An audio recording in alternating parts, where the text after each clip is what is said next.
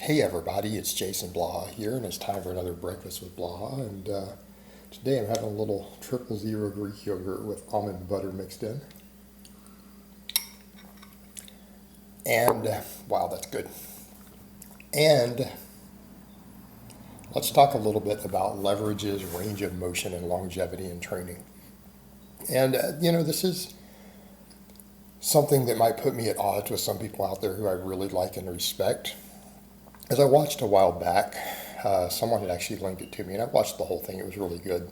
With J.M. Blakely, for example, teaching the bench press, and he was showing that, look, if you can work on your arch and arch and arch and work on gripping the bar as far out as possible, the absolute limits of what competition allows for, the weight will be moved to shorter range of motion. And if you build up the musculature around that and practice it, the basic laws of physics, and that physics are unavoidable, that you are at an advantage because you are shortening the range of motion of the bench press. And if you take 3 inches out of the range of motion and you practice with it, you will be stronger eventually, because the basic laws of physics dictate that moving a weight 3 less inches, if you have a 12-inch range of motion versus a 9, or whatever, 18 versus a 15, that it requires less total work and force being produced to move that weight. And it's just basic physics, that if you are seeking every advantage possible, you need to do this stuff.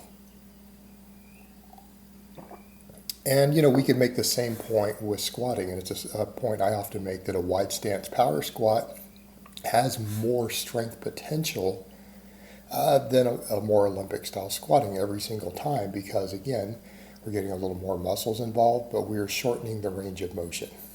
All right. And all of that's well and good, and that's all true.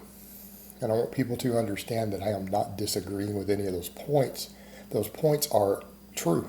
It's right. It is basic physics. And so what you're doing with these things is using your leverages to your advantage to move the most weight possible. However, here's the problem we run into is a longevity issue. And this is something that I have learned that I have to accept as an older lifter. I don't like using that term. I don't like using the term middle-aged lifter. I turned 45 this year. I'm looking to go back into competition in Masters 2, get back on the platform, put up some big lifts. But here's the issue. A lot of these things are hard on the joints. And in other words, our best leverages, especially if we're practicing these things, our best leverages, not only in theory will force us to work with more weight day to day when we're actually training a lot of these movements, but it puts us in positions to where it can inflame our joints and stuff more. At least for me personally, I'm actually pretty good at wide stance squatting. Right? I respond well to it, but I've also done really well with more moderate stance. I can get away with either one. But what I find is that my hips, particularly my right hip, when I do a lot of real wide stance squatting, sometimes even sumo pulling, it inflames my hip. Okay, it inflames my hip. And if we're inflaming joints, inflaming tendons, we can't train as hard. We're also more prone to injury, because then we're having to reduce training volumes, having to do less training, everything else, for what purpose? To try to use these leverages. The same point can be made with benching. I'm always stronger, closer grip, but maybe it's because the wider grip stuff doesn't let me train as much. So the more I mess with wider grip, the more sometimes my shoulders start to hurt. Right? The more my shoulders hurt, the more difficult it can be to get enough training volume in. All right, this is problematic. And then what's the other thing that we deal with? Range of motion, distance we move the bar, is beneficial from a hypertrophy perspective. So I'm going to present a counter argument here, and you guys are seeing this reflected in my training, that maybe as we start to age, our focus needs to be on using the leverages that cause us the least inflammation, using the leverages that are easiest on our joints. And particularly if those leverages make us move a bar a further distance. Why?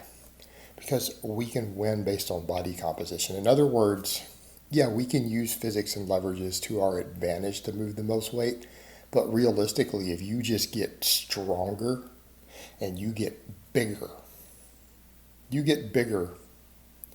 what happens? Well, you're going to get stronger, all right? And if, for example, closer grip benching or more medium stance squatting, things like that even I do even with whether it's supplemental lifts, whether it's the speed work, even max work, everything else, what ends up happening? If our joints aren't as beat up, we're moving the weight a further distance, sometimes forced to use a slightly lighter weight, but that won't necessarily be that case if we get big enough. We end up getting more total range of motion moved because we can do more reps, we can do more sets. We move the bar a further distance on each one. All right, we can get better body composition out of this. Right, we can get bigger easier. And we do it without getting as beat up. And if we can do that, we can stay in the game longer. And the counterpoint here is that, look, if we can get bigger without beating our joints up, we will still get stronger. We will get stronger. We may not be using our ideal leverages to our advantage to squeeze out that last 1%, but what if we can get 1% more muscle mass? Okay, if we can get 1% more muscle mass, what happens? We still get just as strong. And not everyone out there uses these things. I mean, I've definitely seen some lifters out there who break these rules and still put up elite numbers. I mean, perfect example, current world record holder in the raw bench, Julius Maddox. Right? Now, people argue, well, his range of motion is shorter because he's carrying a lot of body fat and everything else. Yeah, but he trains he benches inside the rings. His hands are completely inside the rings. And given his overall structure size, he is pretty much almost doing a close grip bench. He arches, but it's not a massive arch. Okay?